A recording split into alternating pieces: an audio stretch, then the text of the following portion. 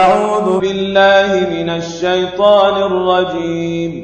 சபிக்கப்பட்ட ஷைத்தானை விட்டு அல்லாஹ்விடம் நான் பாதுகாப்பு தேடுகின்றேன். الذي خلق 7 سماوات طباقا ما ترى في خلق الرحمن من تفاوت فارجع البصر هل ترى من فطور. அவனே 7 வானங்களை அடுக்கடுக்காக படைத்தான். கருணைமிக்க இறைவனின் படைப்பில் எந்த முரண்பாட்டையும் நீர் காண மாட்டீர்.